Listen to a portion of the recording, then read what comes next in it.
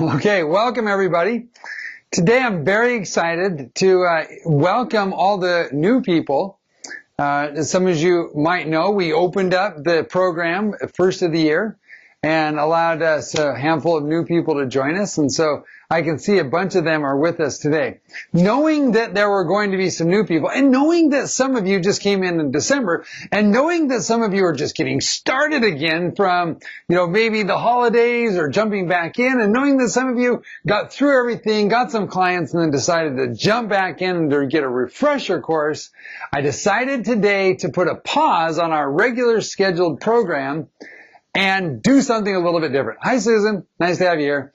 And so what I want to do today is I want to talk about how to jumpstart your success, particularly jumpstart your success as a writer and as a member of the 12-week Simple Path to Success program. I really want you to get the most out of all the resources, all the tools, all the, available success, yummy, wonderful, amazing things that we've got put together for you. I want you to make the most of them so that you can have success as fast as possible. So what I'm going to do is I'm going to just walk through some of the key things that you should have in place, or, resources that you have access to that you should be utilizing, but maybe haven't been yet. And so, or maybe have been, and this will just be a good refresher course for you. And then next week, we'll dive right back into that sales funnel and get started on it. Now, if you're brand spanking new, recognize that these videos are like these weekly, chats and webinars. These are like a stream of consciousness from me. And so I pick topics and I have training ideas and they just kind of keep moving forward. And sometimes you might start right in the middle of one of those thoughts. For example, we have over the last couple weeks been talking about a sales funnel. Now, you might be new enough that a sales funnel doesn't make sense to you, but basically it's how do you reach out there and grab people, pull them into your world, capture their attention, and get them super excited about working with you? Well, that's what a sales funnel does. And if you build it right, so much of that stuff can be automated where people can be coming in while you're sleeping, and people can be coming in while you're doing other things. And then you can see their information, contact them, and close deals with them. So I want to show you how to do that. And I've been showing people who are already on the program how to do that. The good news is that all of the sessions are recorded and you get access to all the recordings, both the audio and the video and, the tools and stuff that go with it. So just know that you've missed a couple of parts on the sales funnel. In fact, you've missed a lot of stuff. You've missed 3 years of great stuff, but it's all there for you. And so if you want to go back and utilize that resource, you can, and I encourage you to do it, and just know that there's always stuff. Now, let's talk just for a minute about these webinars, these weekly videos that we do, and talk about how you can make the most of them. So here's the deal. Really, this is your guys' time.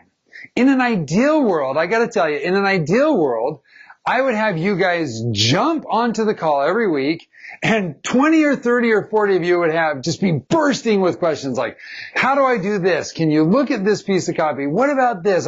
This is where I'm stuck at. How do I resolve that and move forward?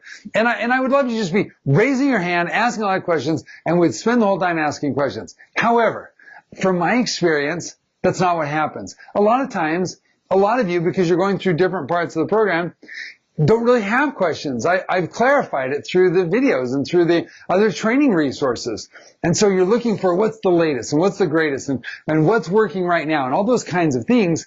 And so what I do is every week for 20 to 60 minutes, I provide training and I give detailed instructions on things like sales funnels and how they work and how you can make the most of them.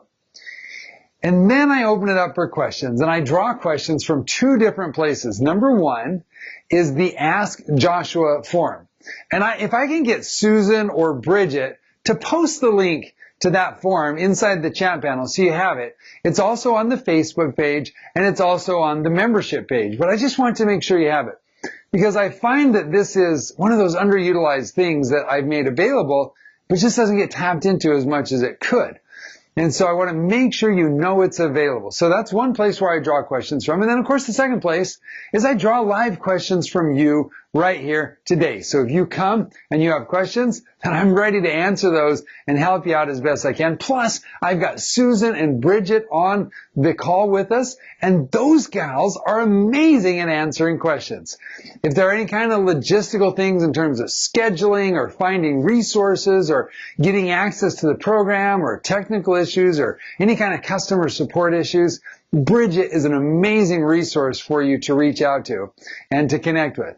And then if you have any kind of coaching questions or program questions or wonder if you're ready to get a list and tap into that free resource that we have for you, or if not quite sure if your information packet is up to snuff, or if you fill in the blank, if you have questions about where you're moving forward and how you're moving forward and what your routines and schedules are, and you just need somebody to talk to and to bounce ideas off, well, Susan is a fabulous resource for that, and you can schedule a call with her. So I want to make sure that you know that we are here 100% to help you and to do everything we can to help you have success and to create the writer's life and to have all the wonderful dreams that have been floating around your head for so many years, have those finally turn into reality in your life. That's what we're here for. Okay? So, raise your hand if that all makes sense to you. Are you all with me on this so far? All right. Cool.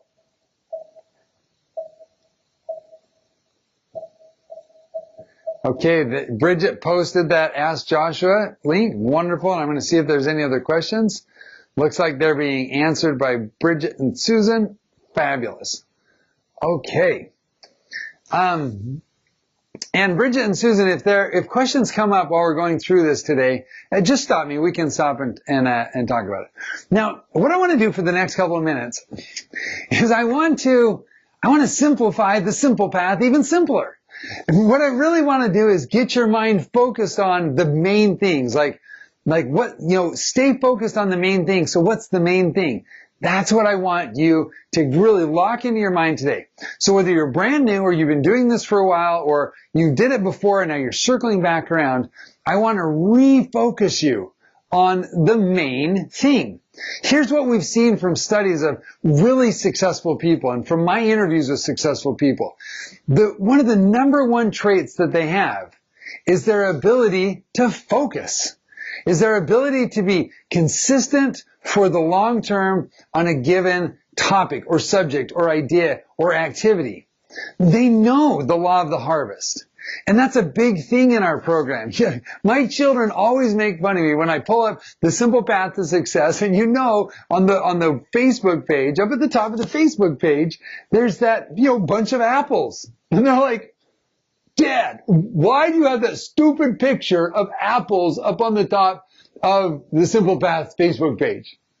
And I'm like, guys, because we are talking about the law of the harvest. My whole program, everything that I do, is based on the law of the harvest, which basically says that you will reap what you sow and that there is a growth cycle involved in that reaping.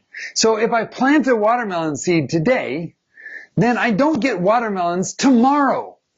I got to wait a couple of months before I get those watermelons. And sometimes if I plant an apple seed, then I have to wait a couple of years. But the harvest is amazing.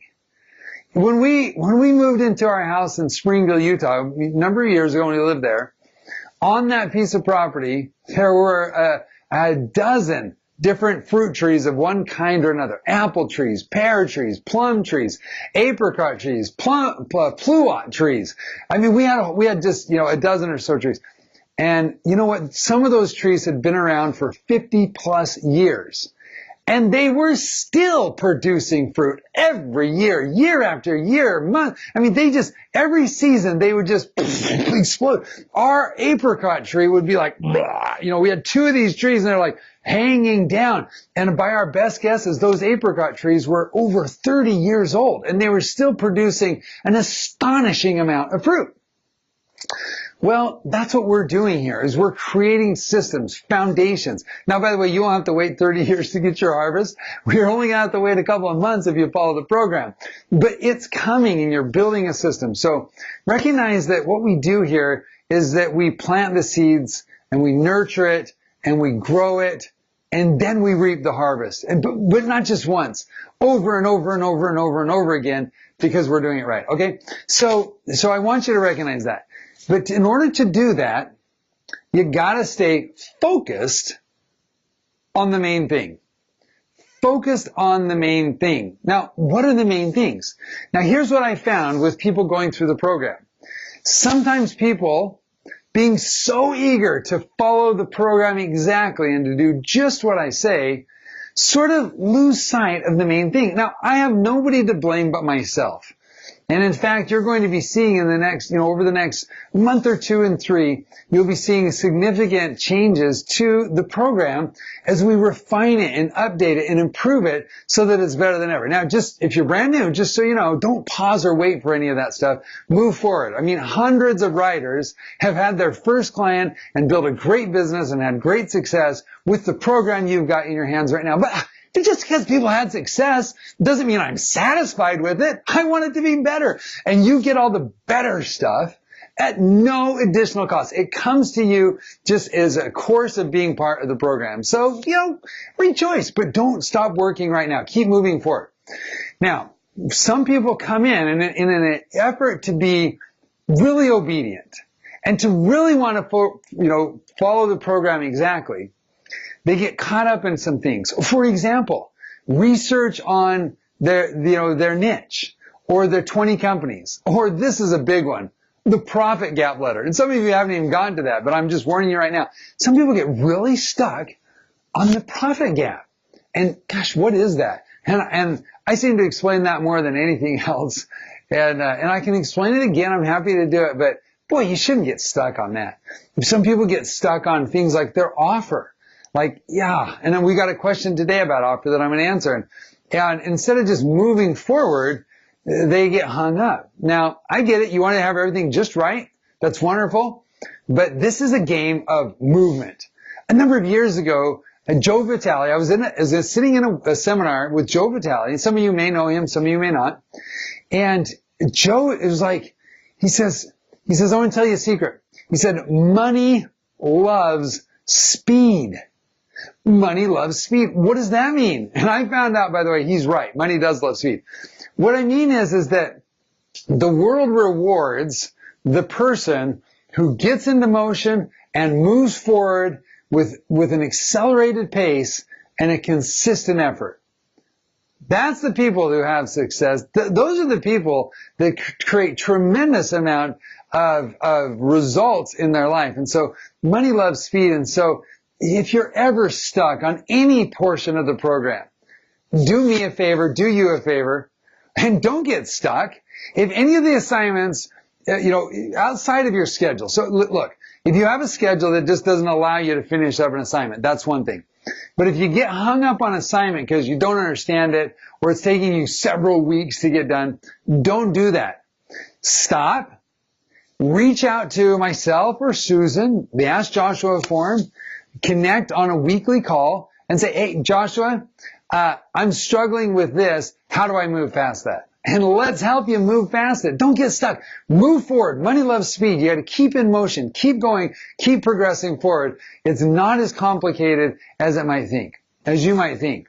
Now, with all that being said, and I hope I haven't run circles around you and dizzying you, because I'm really excited today, as you can tell. And I really want you to feel how much heart I have in this and how much I want you to succeed. I just really want you to win.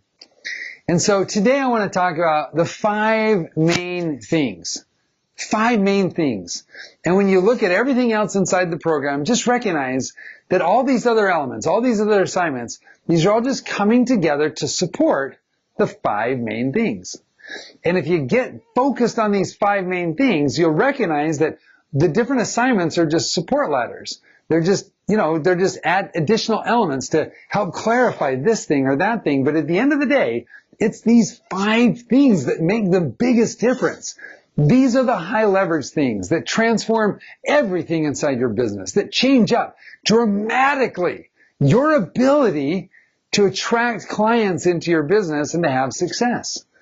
And so as you're launching and you're getting going and you're moving forward, or if you've done some of these things and you feel kind of stuck and you're not quite sure why you're not having the success that you want to have, then I promise you it's because you're off base on one of the 5 things, and it's time to get back on base, back in the ship, back moving forward, and that's what I hope to get you today. So if you're just starting, you're going to get focused on these 5 things. If you've been around for a little bit, it's time to refocus, get back on the bandwagon, and let's charge forward. Let's jump in the Ferrari, put it into, gear, and just blast forward as fast as we possibly can. Okay? So now, with that, let's go over the 5 things. Okay? All right. First thing is this. Number one, have a winning niche. That's of my 5 things. Number 1 is having a winning niche. Now, what's a winning niche?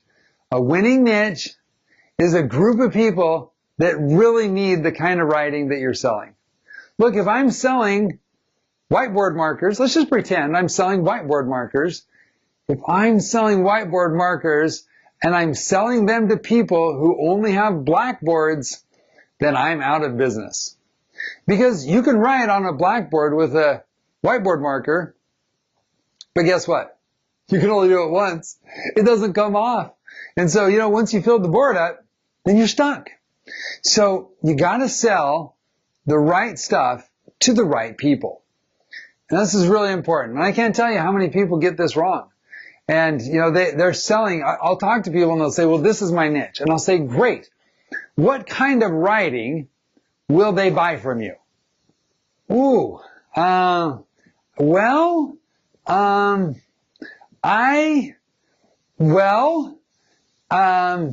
they don't know. What does that tell you? That tells you that you don't have a winning niche, or at least you don't know about the winning niche. So first thing, number 1, is to choose a winning niche. Now, how do you know if you have a winning niche? You have a winning niche if people inside of your niche are buying the kinds of writing that you're selling. And how do you know if they're buying the kinds of writing that you're selling? It'll be obvious. They'll be using it. See, people don't buy writing services to take the writing. Nobody hires a copywriter, takes their writing and says, okay, I'm going to pass this off to the vice president of the company, and they're going to put it in the company vault. They're going to make sure nobody ever sees this, and it just disappears. Because we don't want to let the cat out of the bag that we sell products and services and goods, and, nobody wants to know it, so we're going to put this in the vault. Wouldn't that be crazy? So like, if they use it, if they hire writers, they want people to read it. So they're going to put it on social media. They're going to put it up on their Facebook. They're going to mail it out in the mail. They're going to send it out in emails. They're going to use it somehow. And, you should be able to get access to that. And if you can clearly see that they're using the kind of writing that you're selling, you're good shape. You probably have yourself a really nice winning niche. Now, there's a few other criteria there, but just know the number 1 thing is finding a winning niche, and a winning niche is a niche that uses the writing you're selling. Raise your hand if that makes sense to you. I want to make sure everybody's clear on that particular point.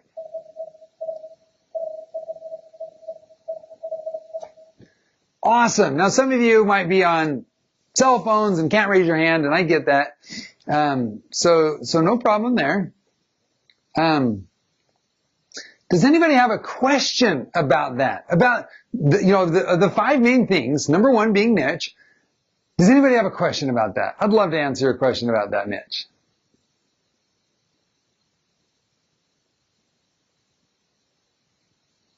Okay. Joshua? Yeah. Can you also talk for just a minute about writing that is close to the revenue? No way. Forget it. Talk about that another time. Now, let me add one other thing to this. So they need to be using the writing that you're selling. Okay. The advanced definition of a winning niche adds one other component to it, okay?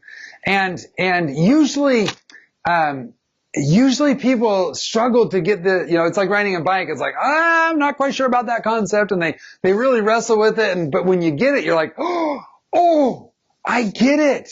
And here's the advanced portion. If it doesn't snap in your head right away, that's okay. Keep thinking about it. But here's the deal. So first, they need to be using the kind of writing that you're selling.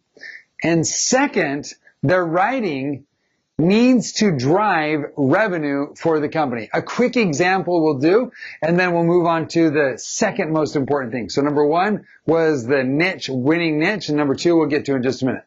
So here's the deal. Imagine that a great example is I recently lost some weight and I had my suits custom tailored at this local tailor shop. And so I walked in there and the sign on the top says, tailor and shoe repair, right? So great. So I went in there and I asked them, what was their website? And they don't even have a website. So, but they're busy, just packed. The shelves are lined with shoes. The other side of the store is lined with clothes. To get my suit tailored was like a 2-week wait because as fast as that gal can adjust and sew and put stuff together, she's just churning stuff out and she's kind of a family business. And so they're just slam packed all the time. But the question is, how much writing goes into marketing their company? The answer is zero. None. Because all of their business is local and word of mouth. That's it. And so they've done a great job, and so people talk about them. They're packed, friends, family. The word kind of got out. They've got a certain geographical reason. They don't use writers to build their business. On the far extreme side of the scale, you have Agora Publishing, or AWAI, or International Living.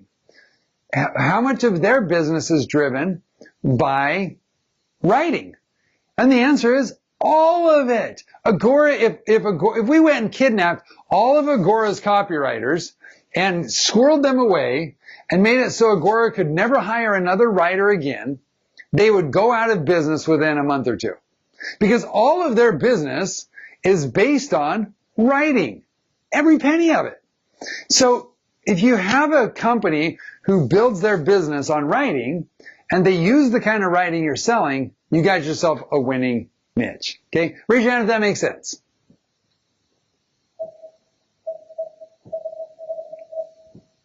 All right.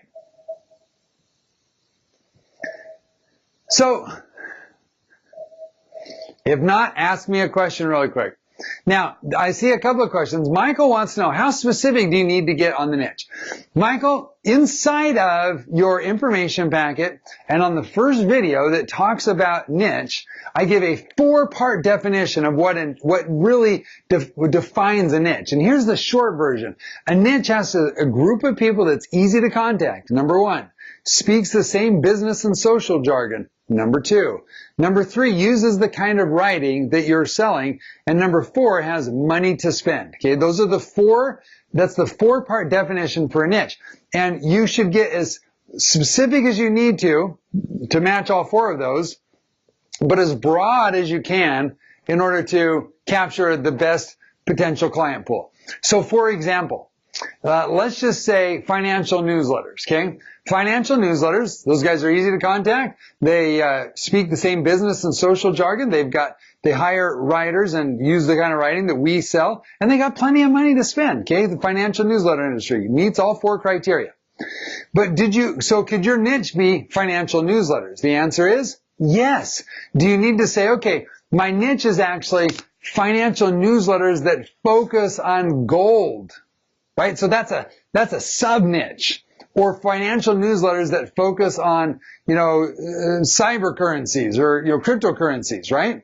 That's a sub niche. Do you need to go that narrow and that focus? The answer is no. Because the guys talking about cryptocurrencies or the guys talking about gold, we're going to have some overarching similar language to the guys talking about stocks and bonds and equities and all that kind of stuff. They speak enough of the social and business jargon that you can just say, my niche is financial newsletters.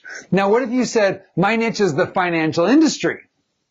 Well, now you got financial newsletter people, but now you have banks and stockbrokers and insurance brokers and all kinds of things. And let me tell you what, financial newsletter guys speak a little different language than the insurance guys. And they speak a little different language than the guys on Wall Street, right? So now we see that, just saying financial market is probably not quite tight enough, and you can zoom in just a little bit more. So Michael, I hope that helps clarify. And my other training video goes in a little bit more depth than that. Okay? So the next question is, okay, would you work backwards to find what you like to write and then find those who use it the most? That is certainly one way that you can do that. So you can say, well, my best writing, my favorite kind of writing is to write poetry. And then you could go out and find companies that, that use a lot of poetry. And what you would find is, not a lot of people pay a ton of money for poetry. And so you'd have to pick a different niche. So that's the only inherent hazard in saying, well, this is the kind of writing I like, and this is the kind of writing I want to do, and now let's go find it. Sometimes it's better. So that's having a solution and going out and trying to find the problem. Usually in marketing, it's better to find the problem and provide a solution. Now, I'm not saying it won't work that way, working backwards, but there's inherent risk that you'll make a decision, do a bunch of research, and find out, that's not really that great of a service to provide for the niche that I want. So just keep that in mind. Again, I'm not discouraging you from doing that, but it's an option. Okay? Okay. So, and Susan answered the same thing. I didn't need to take time on that. All right. Now let's move forward. So number 1, you need to find a winning niche. Number 2, your info packet. Oh, guys, I cannot stress enough how important it is to give sufficient time, brain power, and thought muscle to your information packet. When done correctly, your information packet is your bread and butter. It's your group, it's your soldiers that'll go out there and promote your cause. It's your cheerleaders. It's your staff of sales team. This is the thing that does the heavy lifting in helping people to trust you and to want to hire you. And if it's frumpy, if it's haphazardly put together, if it's like, then you're going to have a really hard time getting clients. Because this is your predominant resource to give to them to help them be inspired to want to hire you. It's very methodically thought through and put together the way that it is. The shape and the structure and all the different elements that go into it, these are designed to trigger psychological emotions of trust and respect and desire inside of your potential target audience. And if you don't put it together effectively, then you're sunk in the water. Now, very important. I talk to writers all the time, and they tell me, I say, well, tell me where you're at in the process. They say, well, I've got a website, and I'm still kind of working on my information packet. And I always say, stop right there. Bad idea. Because your website should be driven by your information packet. Make all of your decisions, work out all of your copy, fine-tune your message, refine your headlines and your leads and your offer and your, the way that you talk about yourself and the jargon that you use. Work out all of that stuff inside of the realm of your information packet. And then once you've got that, then you can easily transfer it over to your website. Then you can easily move it over to your social media site. Then you can easily move it over to one-on-one conversations with people and talking with them and promoting stuff to them. Because your brain has thought through all the really, really important questions about how to frame your offer, how to position your experience and your background, how to present yourself, the kinds of words that you would use, the emotional triggers and hot buttons that really get people excited to want to hire you. All of that is baked into your information packet. So once you decide on your niche, and you got a winning niche, zero in on that information packet. even if it takes you a little bit longer than what I've allocated for inside of the program, that's okay. Take the time on it. Trust me. Now, don't micro focus on this. Don't obsess over it. Don't let it hang you up for weeks and months at an end. Don't nitpick every fine little detail, but get it good. Okay, get it good. Now, how do you know if it's good enough? Just ask. Send it to myself or Susan. We'll tell you. We'll tell you oh, that's showtime ready, or wah, that needs some help, and here's where it needs some help at.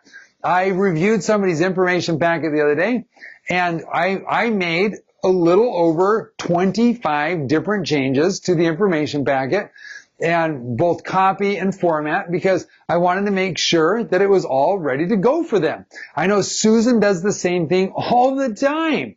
So that's what we're here for. Don't sit around in your little cave and go, I don't know if my intro letter is good enough. I don't know if I don't know. Stop.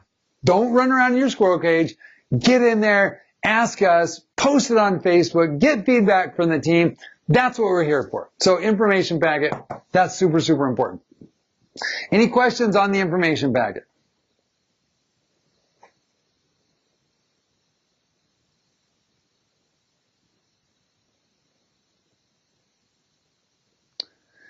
Okay, so 2 questions here. Nancy wants to know, how knowledgeable do you need to be on your niche? Here's the answer. I love this, okay? Here's the answer. 0! Here's what you need to be about your niche. In order to be a really effective writer, you don't need to be knowledgeable. I mean, eventually, down the road, that's great. But to get started and have people start hiring you, you don't need to be knowledgeable about your niche. What you need to be is curious. Maybe mixed with a little bit of passion. I use this example all the time. I got hired to write a whole bunch of stuff on the F-35, the new fighter jet by the U.S. Air Force. And what did I know about fighter jets and stealth technology and bombs and munitions and warfare? Here's how much I knew. Wonk, nothing, zip. No, I knew airplanes flew, and I knew that usually you have a pilot in there, unless it's an unmanned thing, right? But I didn't know anything. But I was curious. Ever since I was a little tot, I loved airplanes. I love airplanes. They fascinate me. So here I had this opportunity to research and to dig in and to discover and open up this whole new world of information.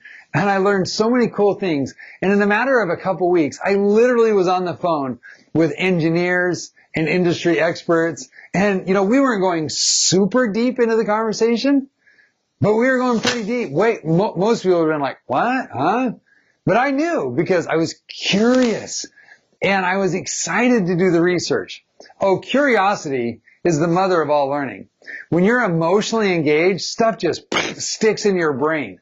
And there's a lot of reasons why that I won't get into the neuroscience on why it happens, but oh boy, how knowledgeable do you need to be on a niche to get started? Wonk. Nothing. 0. But you got to be curious, mixed with a little bit of passion, and you're good to go. Okay? So the next question is, can you talk a little bit about how personal the bio should be? Obviously, it's about your life, but there are different levels of disclosure, etc. Okay, Bridget. First of all, when you're telling your personal story, the rule of thumb is, in human interaction, the more vulnerable and real and raw you are, the more people will trust you. Now that's uncomfortable for a lot of people, and I get it, and I totally understand that. But with that, there's a caveat. So in telling your story, the more vulnerable and the more intimate, the more personal you are, the more people will trust you. The more they trust you, the more they'll want to hire you and have you on their team. Okay? But there's a caveat, and that is this. Nobody likes to be garfed on. Nobody likes to be spewed on.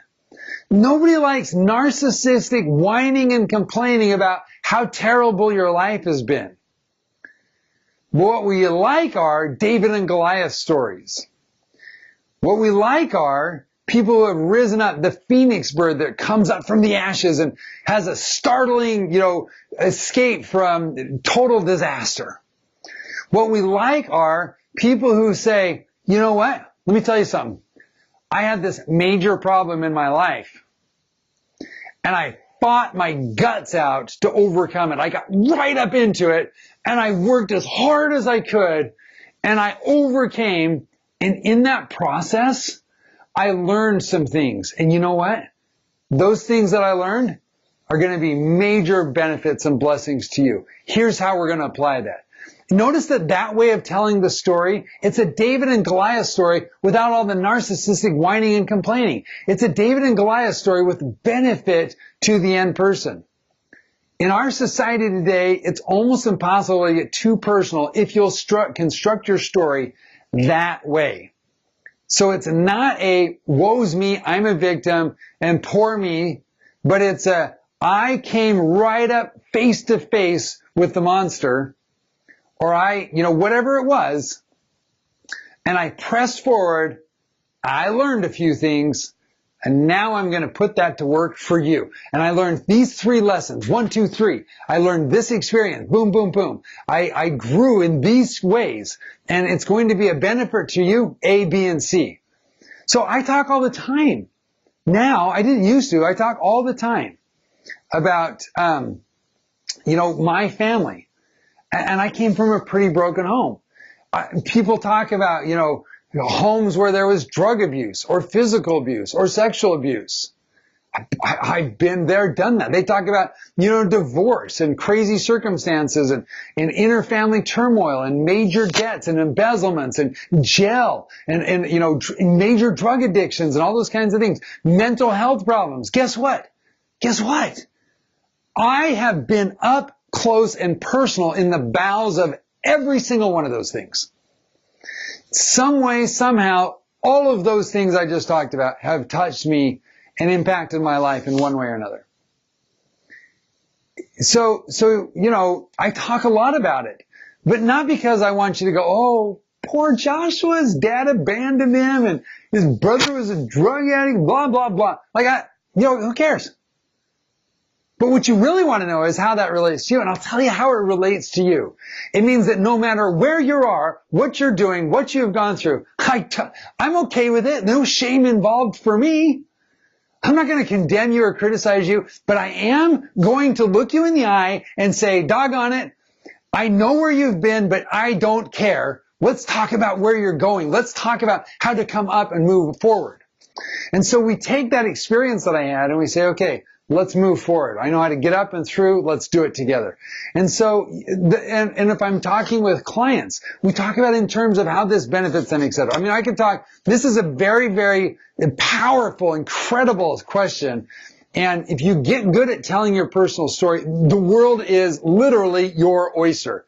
Because people trust other people that have come face to face with the monster and persevered, and they know they can trust them. They know they can respect them. They know that they can, put their wealth, their circumstances, their situations, their writing into their hands, and they're going to work hard for it.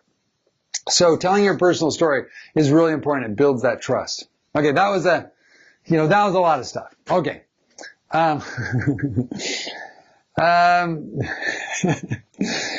So, where are we at? Oh, we're on, okay, so, really, I've done, for those of you who are just joining us, I've done entire sessions on telling your story and how to do that and the components that are involved. And I really encourage you to go back and study up on some of those, okay?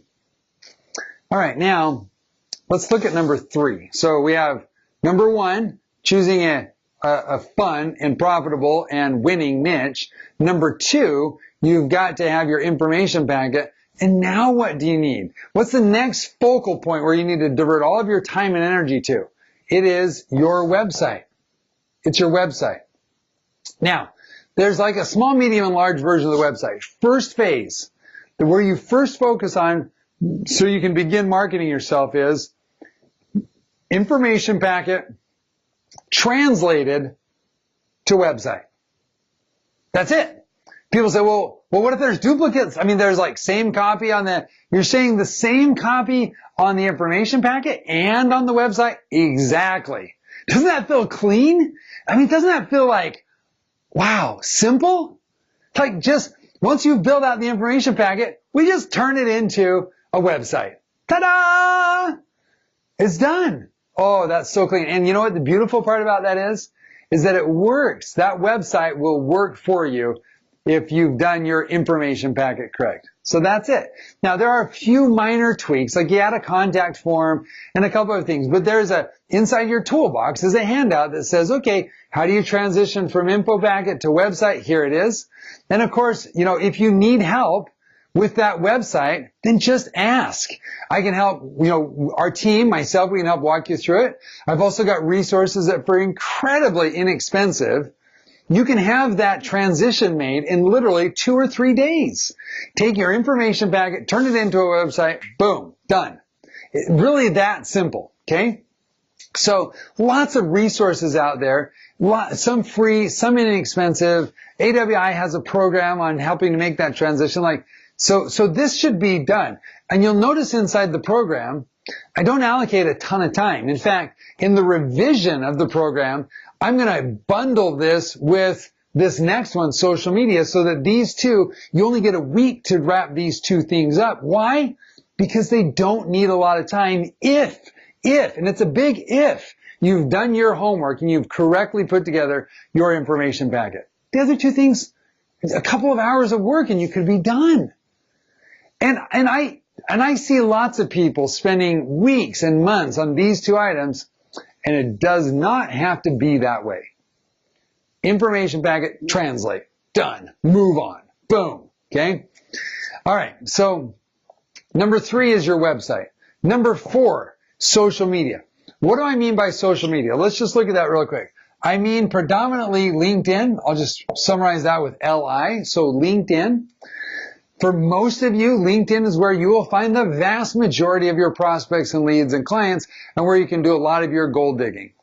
Additionally, FB, Facebook. Now, I used to tell people to ignore Facebook.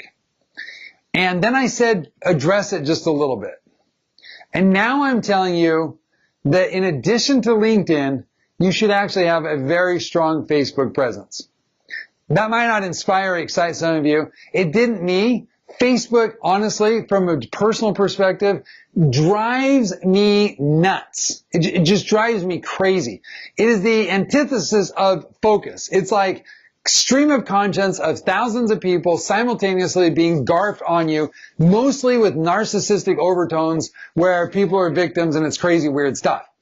Now, you might think that's kind of negative, but gosh, Facebook's weird. Okay? But the fact is, lots and lots and lots and lots and lots of businesses are on Facebook now in growing population, and a lot of your clients are there, and so you got to use the resource. Hey, you know what? When the sun's shining, you got to make hay, and we can't always decide where the hay field is.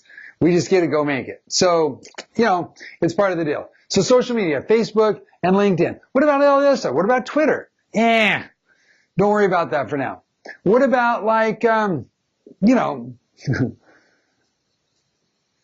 yeah, Carolyn says, Facebook keeps changing the algorithms and is increasingly pay for play. So the whole segment so we can talk about that, but just know that it's an important part of your building strategy. So, inside, I can't even remember, I was going to say one other thing, can't remember now, so we'll just stick with social media. So social media. Now, here's the deal. I want you to remember this checklist. Number 1, winning niche. Number 2, you need to have your information packet done. 3, oh yeah, that's what I was saying, other stuff. Instagram, I'm totally drawing a blank on the other social media places, but all the other social media stuff, don't worry about it. Literally, don't spend any of your time there. Not right now. Okay? You can get more, you can get more robust and sophisticated later on, maybe, but don't worry about it right now. The only other social media thing that you might consider, and this is a big might, and to begin with, I do not want to get you caught up or stuck on this, but it's YouTube. We'll just call it UT. YouTube. And I only consider this if you are comfortable and good in front of a camera and you've got a decent setup so you can produce decent videos. The worst thing in the world that you want is to have like super lame, frumpy, poor quality, bad lighting, terrible audio videos out there, because if that gets stuck out there and people start seeing that, then it's going to like really mess with your credibility and trust levels in your target audience. So, don't do that. However, if you're good at those things that I just talked about, then bravo. YouTube's a great place also to find clients, okay? Now, so website, social media, the last one, last but not least. And these things basically have a set period of time. You want to race to get to number 4 as fast as you humanly possibly can. Like pound away at it, be professional, bring your A game, do it good, but literally the race is on. Boom, boom, boom, boom. 1, 2, 3, 4. As fast as you can get it, go. Because you cannot start landing clients effectively. There are exceptions, but you cannot start landing clients effectively until these 4 elements are in place. You just can't. And if you get the cart before the horse and you start trying to market yourself or trying to get your 50 free leads or buying a full list from my database guy, like if you start doing all that stuff before you've got these in place, then you're shooting yourself in the foot. So it's a lame decision. Don't do it. Don't be lame. Be smart. Be wise, okay? Get these 4 things in place. That's your focus. That's your drive. Get each of the 4 elements certified by our team so you know they're good and they meet they're connected with your niche and they're going to be effective. Just make sure those things are in place. Okay, raise your hand. Raise your hand if you're committed to do this. Maybe you've already done it, but like I want you really to stay focused here.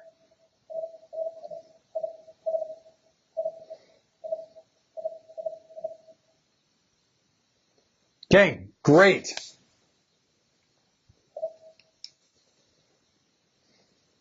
Okay, great. So, now we get to the last one. So there's sort of a cutoff here. There's a cutoff here.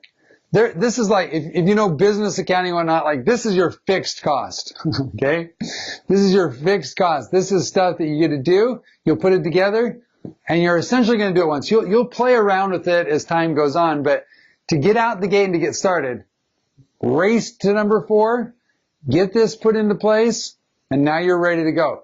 And now we enter a totally new phase of the game. And this is the phase where the rubber meets the road. And as fast as you can activate this phase and put it together is as fast as you can start getting clients, okay?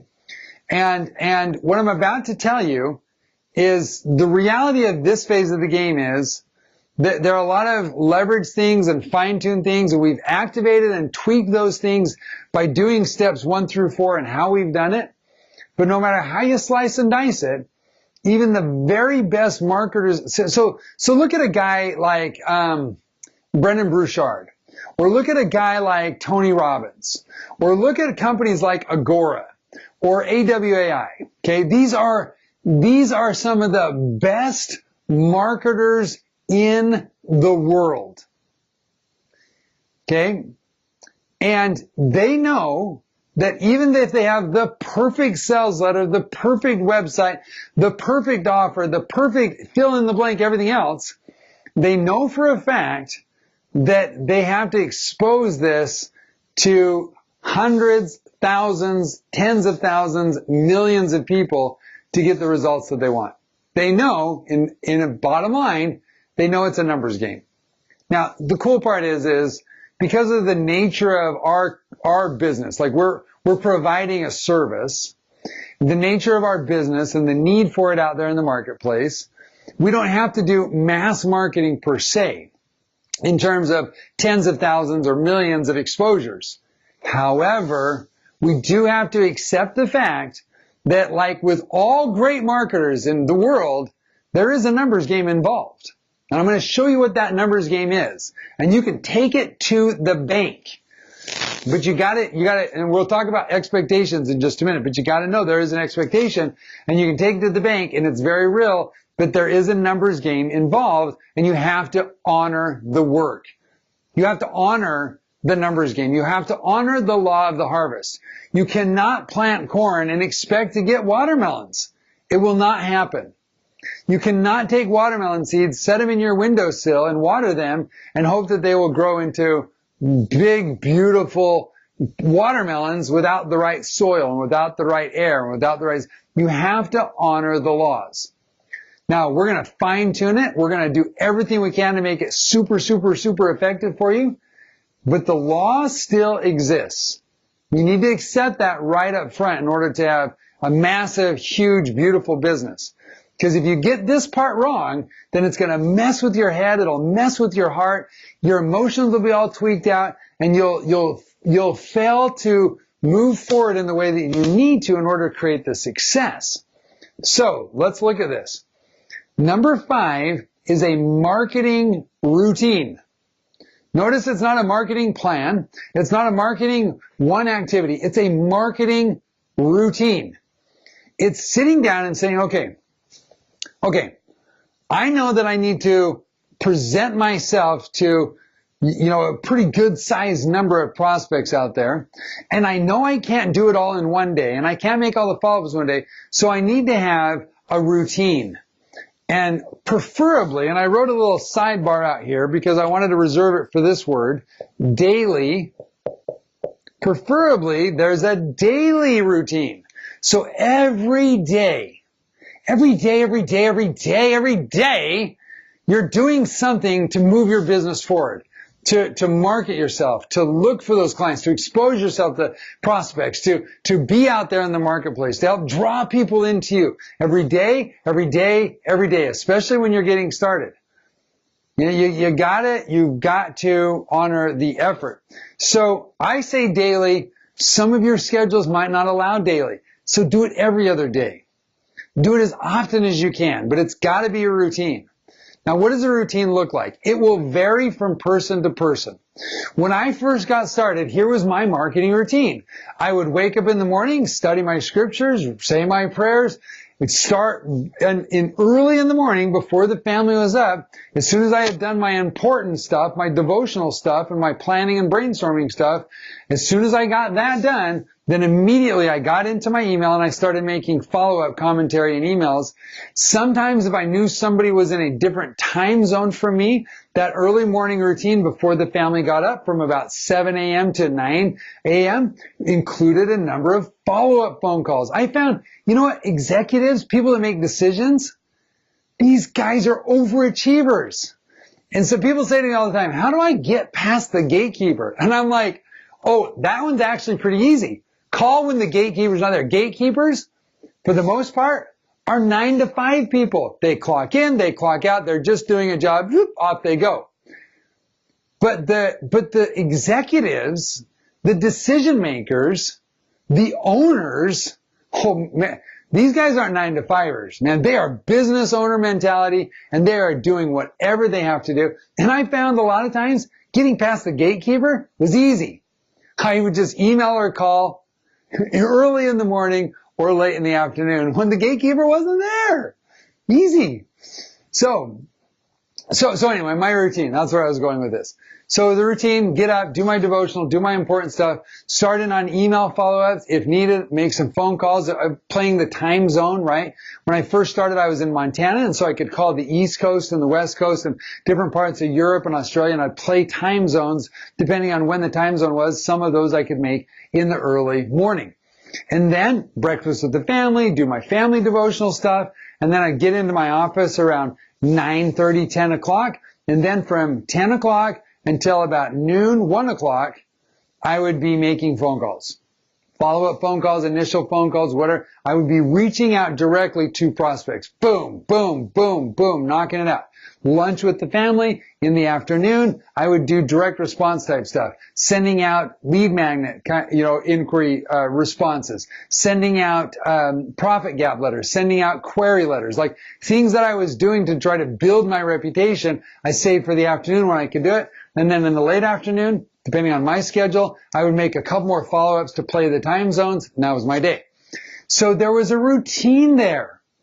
Now, it wasn't all hammer. I wasn't perfect at the routine. Some days I got tired of it and I would just go play with the kids for the afternoon. Even though I was broke, it was okay. But you know what? I always wanted that, all my heavy, intense stuff, I wanted to lay off by noon, 1 o'clock and be done. So I had this routine. I had this process. And I did it over and over and over and over and over and over and over and over and over and over and over and over and over and over again. And one day I woke up and I was making thousands and then tens of thousands of dollars every single month. And I was like, man, when did this happen? It happened over and over and over and over with a daily marketing routine. Now, you need to decide, you don't have to worry about it now if you're not there, but when you get close to number 4, you got to decide on what the marketing routine is. And I suggest you do both categories. So some direct response stuff, that would be stuff like what I did. The calling. By the way, you don't have to do cold calling. It's fine. Cold calling. You can do social media. Social media stuff. So you can jump onto LinkedIn, reach out to people directly, private Facebook messages. Like there's a lot of stuff you can do direct response wise on social media now. It's beautiful. You can do email stuff. Okay. So these are 3 major categories. And really, there's some other stuff that you could do, sure, but these are 3 major high leverage categories you do: calling, emailing, social media. And my suggestion is pick one and get into a routine of doing it every single day, every single day, every single day. Bridget and myself, for a long time, got into it. I wanted to boost up my number of LinkedIn connections. And so every single day, little by little, would reach out to a few people, send them some messages. I would follow up with them. And there was like this, 20-minute to 1-hour routine going there. And in a matter of a couple months, we grew my LinkedIn account by over 2. I think, Bridget, you can correct me if I'm wrong because sometimes numbers don't click, but my recollection is we grew it by over 2,000 connections in a relatively short period of time. Well, that's awesome. That drastically increases your exposure and reach just by every day doing simple stuff. Okay, so that's there. On the expert side, doing interviews, doing ads and articles, doing articles and blog posts and also social media stuff. Okay, so interviews, articles, social media, blog posts, like these kinds of things will help build you up as an expert. You might use some of this expert routine time to write a book inside of your industry or a short little book. I spent some of my routine time, or daily marketing routine time, in the beginning days writing a little booklet about nonprofit fundraising, 12 ways to increase your net donations. And it ended up being about 50 or 60 pages. I walked through 12 specific things nonprofit organizations could do to increase their net donation. And that was I was building up my credibility because then I could take that book and send it out. That was part of my routine, writing that little booklet. Okay? So there's a lot of things you can do, but every day, have a routine, do something. If you can't do it every day, do it every other day. If you can't do it every other day, do it every 3 days. But somewhere there needs to be a routine where you over and over and over and over again honor the work, honor the routine, honor the commitment, make the sacrifice, and then the world will pour that back on you, I promise. Okay? Raise your hand if that makes sense. Does that make sense to everybody?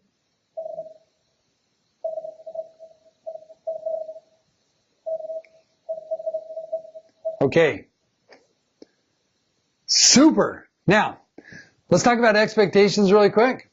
And let's just review a couple of resources that you have available to you.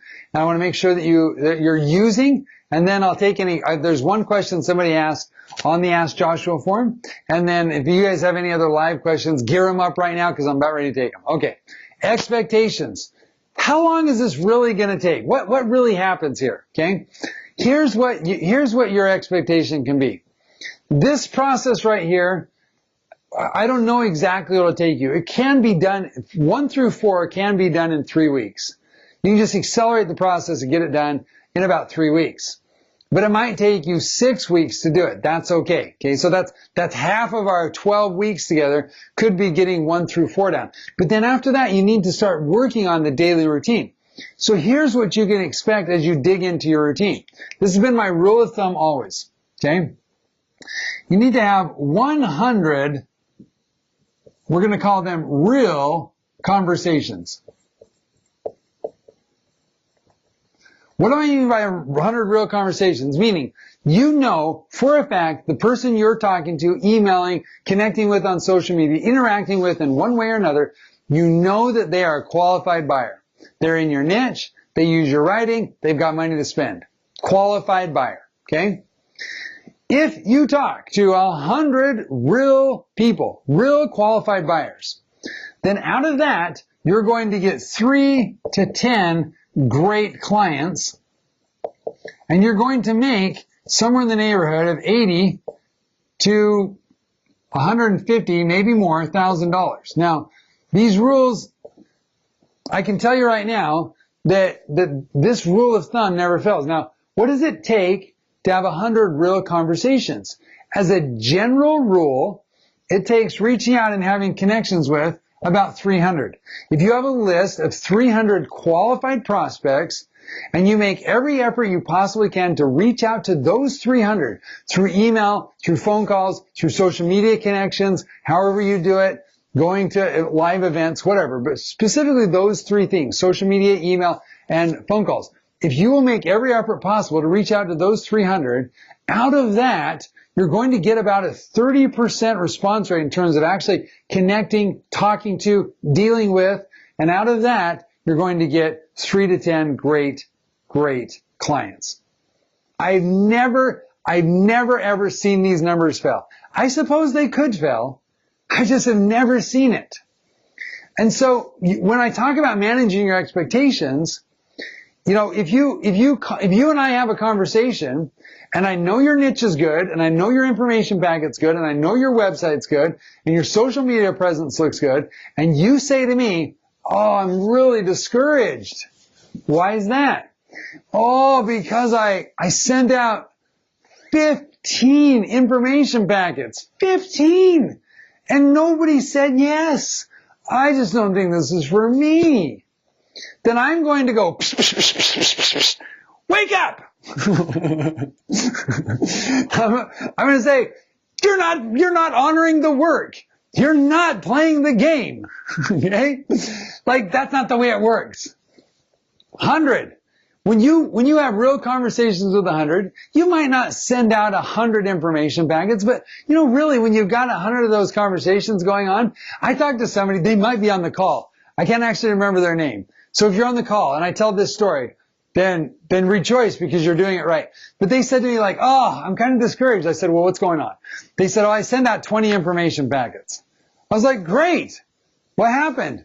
"Well, only like 2 people said that they wanted to, have a follow-up conversation with me."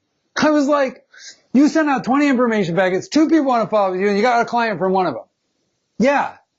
I was like, what? This is awesome. Like, don't you realize those are your numbers? So if every time you send out 20 information packets and you get 1 person interested and wants to hire you, then just send out 100 information packets and you got yourself 5 great clients. See, the math always works.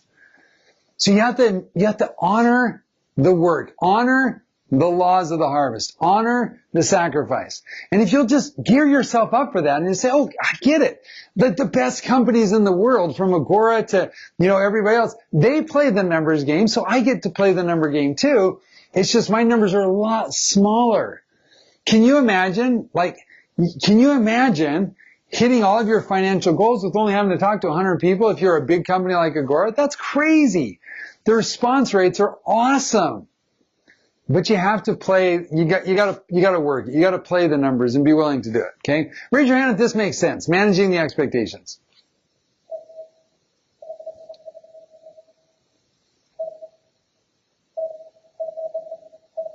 All right. Raise your hand if listening to this you're like, oh, I thought I was only going to have to talk to 2 people. I don't know if someone raised their hand because they really feel that way or there was just a follow-up on my other question. But you know, I love it. It's awesome because here's the deal. At least you know the quantity here. You know that when you get number 1 through 4 done, however fast you can run through your daily routine and get in front of 100 qualified prospects, you're going to make a great income. You're going to have a great business. Now the cool part about it is if you follow the system, you follow the plan, as I promised, if you're doing this stuff, then within the 12 weeks, you're going to start running through these numbers and start seeing results. That's why we're here. But if you'll just keep following up with it, then you can keep moving forward. You know, so many of my students, the ones that follow the routine and do the work, they have incredible businesses. You know, I just think of so many people. So many of you have heard about, you know, Jake Hoffberg. And, you know, and Jake just did my system. He just followed this pattern. He knew that he had to honor the numbers, and he did. In his first year, he made $140,000. Predominantly off one client. Now, that doesn't mean he only contacted one client, but that's the way it shook out. He went out and honored the numbers, picked up a major client, made $140,000. Bam! You know, we could tell story after story after story after story, but we're getting close to time here. So here's the deal. I just want you to recognize that there's an expectation there. I want you to be comfortable with the numbers and be cool with those numbers and just resign yourself to do the work and have joy in the journey. It's a lot of fun. It really is. And you can know that, who cares if people say no? I'm just playing the numbers. It doesn't matter. I just know that when I get to that magic number of 100, I'm going to have a great business. So just keep playing that. Just keep working it. Just keep moving forward. Manage those expectations, okay? That's my goal for you, okay? All right, so here we go. Couple of questions. Steve says, how many writing samples do you suggest in the information packet? Do you suggest samples be geared towards your niche? Great question, Steve. Here's my answer. 3 to 5 samples was enough to get you going so you can start in on your routine. Do they need to be in your niche? No, but it's good if they are. Most clients want to know that you can string a few sentences together with clarity, okay? All right, so here we go. Next question. Joshua, sorry, guess I need a bit of clarification. When marketing my copy business in blog post articles, do I focus on the niche product and service benefit, or do I focus on how a biz in my niche would use marketing to their advantage, i.e. keyword research, etc.? Okay, so Debbie, that's a great question. So the nutshell question is, I'm gonna write a blog, I'm gonna write some articles, I'm gonna do some interviews, I might go give some speeches. So what do I talk about? Do I talk about like best practices in that industry and niche type expert stuff to show that I'm an expert in the niche? So like say you were doing underwater basket weaving, would you do an article about how, you know, the techniques of weaving the basket and how long to soak it for and all that kind of stuff? Or would you focus on the best marketing practices? So how to sell your underwater basket weaving and how to build that business, or better yet, how to write for underwater basket weaving so it actually sells. The answer is easily determined this way. You ready? You have to remember who your client is and why they would want to hire you. Do they want to hire a consultant who's an expert in the niche, or do they want to hire someone who will help their business to grow? And the answer is, if you're a writer, they want to hire someone who will help their business to grow, and they need to know that they can trust you to do that.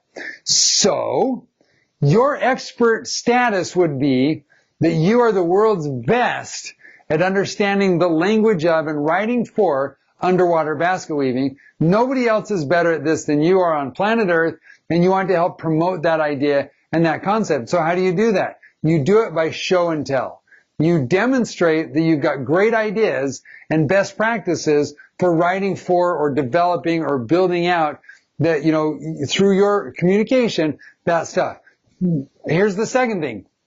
You can know if you're on track is if you hand this to somebody, they read your article, read your blog, look at your speech, see your video training, whatever it is, they saw your expert content stuff, and when they get done with it, they go, holy cow!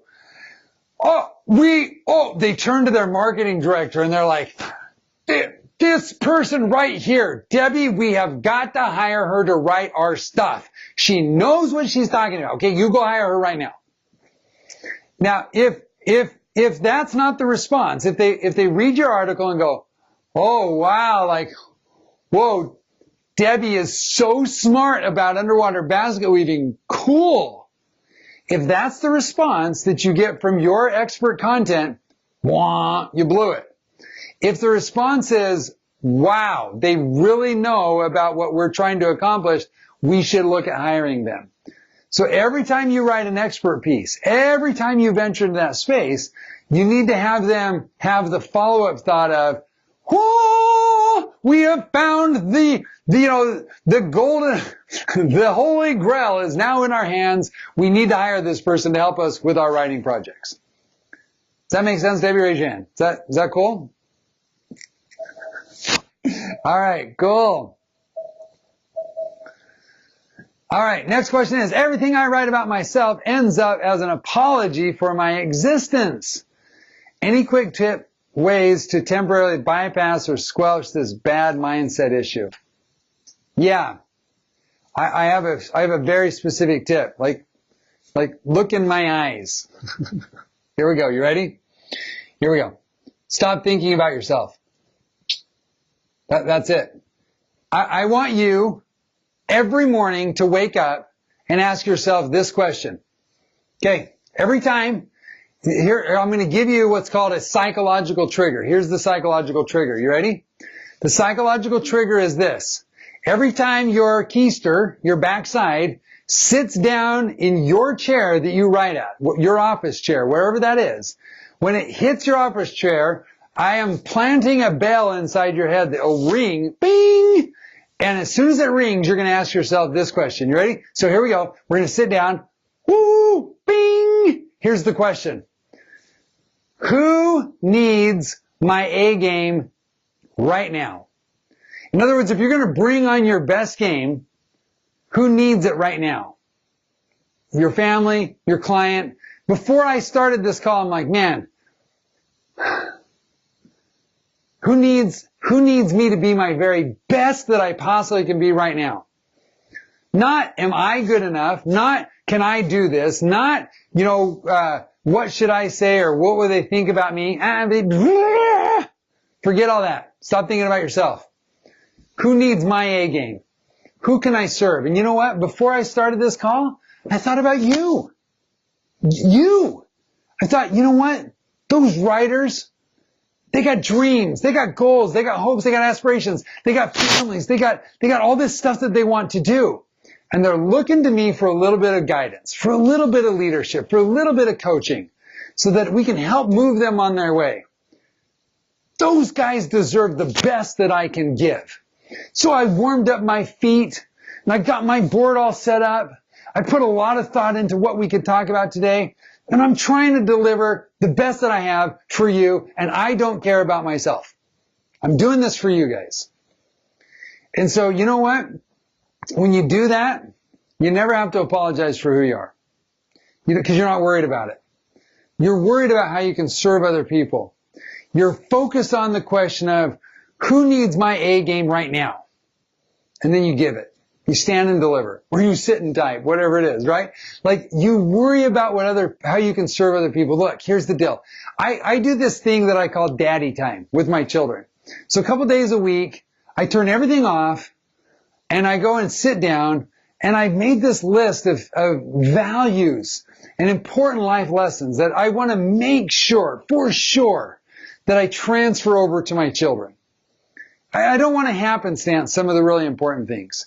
And so we talk about reading people and personalities and talk about etiquette and we talk about dating and relationships. And yesterday we had daddy time and we talked about business and money. And I started the whole conversation off with this simple truth, and that is money is stored value. And if you want to make more money, give more value. That's it. If you want to make more money, you just give more value. It's an outward focus. It's looking at other people and saying, you know what? I might not be perfect, but I've got something that I can give. How do I know if I have something to give? Here's how you know if you're something to give. You look out there in the marketplace. You look at people around you and you say, could I do anything to make their life happier, more valuable, or more peaceful, or more prosperous? Could I do anything to help them?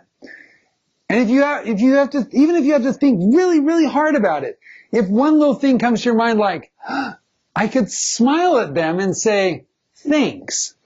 Or I could apologize for something I did wrong. Or I could say, you look great today. Or I could, whatever. If you can think through that and you can think of some way to be of service. Like when I'm a writer, when I started my writing stuff and I was thinking of myself as a writer and I'm looking out there at these different websites and I would look and I go, how can I serve that company? How could I bring my A game to them? Oh, their headline. I could make their headline better at meeting the 4U criteria. I'm going to tell them about it. I'm so excited. They'll be so excited. I'm going to tell them I can serve them in this way. I can bring value to them. So in very, very simple terms, stop thinking about yourself. Okay? Yes, this is recorded. Think about everybody else. Think about how you can serve. How do you bring more value? Who needs your A game right now? I'm telling you, every time you sit down in the seat from now on, I want you to be thinking, doggone it, who needs my A game right now? Okay? All right, so I hope that answered your question. You're awesome. Let the bell ring. Get focused. You're awesome. Okay, next thing. Joshua, did you do spec assignments when you began? No, I've never once in my life done a spec assignment. And I'll tell you why. Here's why. Because I couldn't afford to. Now, the reality is that I thought, I learned early on that the same amount of time and effort, I had this conversation yesterday on a coaching call, and they said to me, you know what, here's my game plan. I'm going to start off by talking to a few small people and kind of work my way up, and maybe in a year or two, be able to, sell to bigger companies. And I said, here's the deal. I know that your belief level is there, and I know that there's sort of a cultural, social thing that says there's a hierarchy and we got to climb the ladder and pay our dues and all that kind of blah, blah, blah, blah, blah. But here's the reality, and this is what I found really early on, and that is the same amount of effort that it takes me to sell to a low-paying client that doesn't respect me is the same amount of effort that it takes to sell my services to a wealthy client that will really respect me and pay me well. Now, some of you guys have limiting beliefs, and your worldview is such that you will hear me say that, but you won't believe it. But if you keep, and that's okay, I'm not judging you for that at all. That's exactly where I was. Somebody told me that early on. I didn't believe it. I went out there and marketed myself to a couple of, I just worked my guts out to sell myself to a couple of companies that paid really low and did not respect me, and I got kicked in the teeth a couple of times. It was just like, bam! Ugh, it hurt. And I was like, dang it, I'm not going to do that anymore. I'm not going to get kicked in the teeth anymore. I'm going to work with better kinds of clients. And so I did. And the first time I closed my first major client, I looked back, I tracked my time, I tracked my effort, I tracked the follow-up, and I was like, they were right. I put the same amount of sweat equity into getting the small client as I did into getting the big client, but on the small client I got paid $500, on the big client I got $25,000. What was I thinking? And I want to challenge you to think bigger. Spec assignments, the same amount of time and effort and labor and energy you'll put into a spec assignment could very easily be put into getting a great big client that put 50% right on the barrelhead. End of discussion. Now again, some of you will have a limiting belief structure that you're still growing out of, and I honor that, and I love you for it, and I respect it. No problem. For you, the very best thing you could do, by far and away, is to do a bunch of spec assignments, work for a bunch of companies that'll kick you in the teeth and get you really mad and really frustrated and full of pain and anguish, so that once and for all you see yourself for who you really are and you start going after bigger fish. Does that mean you have to only market yourself to Fortune 500 companies? No, of course not. I mean, there are companies out there doing $1 million that will pay you beautifully for your writing skills. But, you know, there's other mom and pop local stuff that'll just kick you in the teeth, and by golly, you deserve to get kicked in the teeth a few times if that's your belief level. I did. I know many other people did, and I've coached a lot of people that have, and I've also coached a lot of people that decided that they just weren't going to do that and move forward with clients that loved them, paid them well, and respected them. Okay?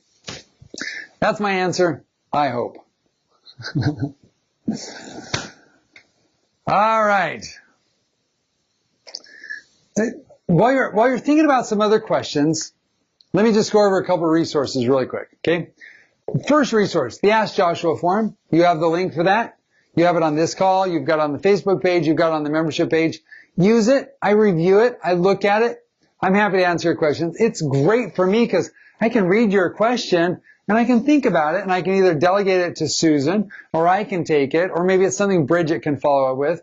But we can put all of our resources to bear and help you out. So use that forum. It's really effective. The next thing is the team. You've got the whole team, and I've talked about it before. Myself, Bridget, Susan, all of the staff over at AWI and member services there. Make use of the team. That's what we're here for. Number 3 is Facebook page.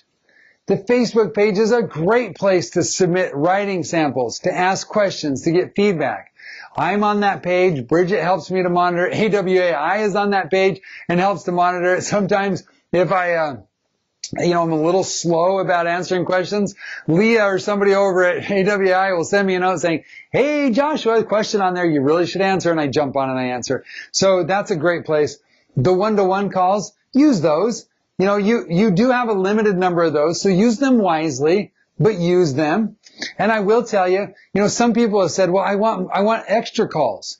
And there's certainly a way to do that. If you want to have some extra calls thrown into the mix of all this, or, you want to have a few additional contacts with myself or Susan, reach out to Bridget, ask her how to do that, and we'll give you all the instructions on that, okay? So, but the one-to-one calls are super important. And then, of course, this call right here. You guys have asked great questions today. I'm super proud of you. Like double thumbs up. That's really wonderful. But I find that sometimes this doesn't get utilized as much as it could or should. And so I want to encourage you, the weekly call, utilize it. And then I didn't put it up here, but of course the program itself. Watch the videos, read those emails, engage with me. Let's get in there and do it. I really want you to do it, okay? All right, now I got one question on the Ask Joshua form that came in, and I want to go to that really quick. There we go. So, the question is, can you expand on the concept of the offer? Is this different each time, or is there a one overarching offer that defines you as a copywriter when contacting anyone? Okay, so here's my answer. The offer is, you really should have sort of an overarching offer, a core service that you are really good at providing for a client. So, for example, when I first started, my core offer was long copy sales letters. Later on, I found out that I was actually better at writing emails that teased out and led up to the long copy sales letters. So my main offer sort of transferred over to writing emails. In fact, I did an entire program for Perry Marshall, was the ghostwriter and collaborated with him on an entire program on writing email sequences because I was really good at those, right? So that sort of changed the focus, and I used the emails, because I was really strong at it, to tie into and to connect with the long copy sales letters. So the answer is, the offer, it's just a way to market yourself. At the end of the day, what happens is you attract people in by saying, look, I'm a freelance copywriter. I specialize in the health, alternative health industry, writing long copy sales letters and video sales letters. That's what you lead with in your marketing. When you're contacting people and you're out there fishing, that's your bait. That's where you're going to try to pique their interest. And so people who are in the alternative health market and use long copy sales letters and video sales letters are going to go, oh, hey, I need somebody like that. Maybe we could talk, right? And that'll help you get into the market. The more specific you are in your marketing, the more universal you become and the more applicable you become to your little universe of target audience, this 100 right here, okay? And so you want to be specific. But here's what happens. As soon as you start so somebody says, hey, we need a long copy sales letter who does alternative health stuff. Can we talk? And you say yes. And then you talk to them, and then you follow the way that I've taught you in this program to be curious and to be an investigator, and you ask a lot of questions. And as you ask questions, what happens is all this stuff comes up. And you might find that their most pressing need is for some social media posts. So then the offer is social media posts. I mean, give them what they want and take their money, right? That's the key there. Give them what they want, take their money, service them, and everybody's happy. So the offer does transform from time to time. But when I talk about offer, I'm specifically talking about what's your marketing offer? What are you spearheading your marketing efforts with? And you're doing that with the thing that you're great at and the thing that the market needs, okay? Don't spearhead with white papers to the alternative health industry. They don't use a lot of white papers, if any. They do use case studies, and they do use emails, and they do use long copy sales letters, and they do use landing pages, and they do use website content, and they do use social media. But white papers, yeah, they don't really use that. So if you're an alternative health writer, don't offer white papers, because they're going to go, we don't use white papers. Okay? And they're not going to buy what you're selling. That's bad form. Don't do that. All right. Okay, we're right at time, folks. Any other last questions, comments, mulligans?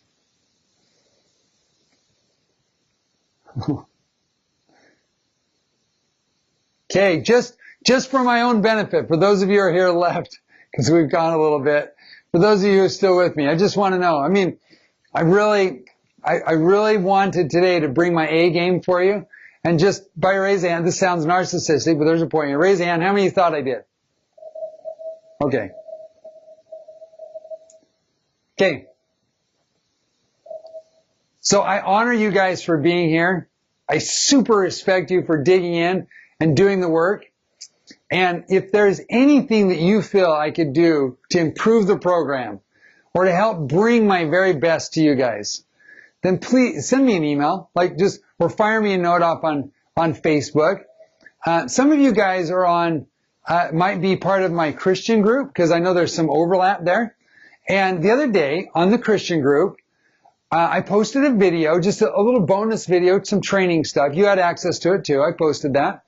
And there's one particular gentleman, a Christian, and he got on there and provided scathing, I mean, not just like some positive criticism or feedback. I'm talking scathing, burning, brutal, just completely like demeaning commentary on how horrible my video was and how I did, all this stuff, and how, he just went on and on and on. And I was happy that some people jumped in there and defended my back. But you know what I did? I read that. I read every single word that guy said, and I gave an honest evaluation. I re-looked at the video and I thought, you know what? Okay, he's wrong 99% of the time. He's got some burr up his saddle, and I don't know what's going on with this guy. He's walking around with a chip on his shoulder. So what? That's his deal. But is there any truth in what he's saying? Could I improve? I mean, if I really wanted to be the best service that I possibly could to these guys, is there something I could do better? Is there anything that's true in what he says? You know what I found out there was? There was some nuggets of things that I could work on, and so I've been working on those. So if you have something, this is not an invitation for you to bombard me with criticism. If that's how you feel, that's fine. But you know what? If there's something I can do better, if you'd like to see some tweaks, boy, I'd love to hear about it. And I'd totally be happy to. Somebody sent me an email this morning and was like, not to offend you, but your sales funnel's stupid. It's confusing. I can't figure out what's up or down. I was like, okay, I'm going to relook at my sales funnel. I'm going to relook at my offer. I'm going to relook at how I present stuff. Is there any kernel of truth in there? You know what? I think she's right about a few of those things. I'm going to clean it up. So anytime you guys feel like I can do something better, that's cool. Tell me about it. I'd love to hear about it. I'd way rather you talk to me about it and see if I can't make some adjustments than to stew on it and be like, oh, I'm frustrated. Okay? So raise your hand if you'll do that for me. If the need arises, will you do that for me? I'd be happy to hear about it. All right.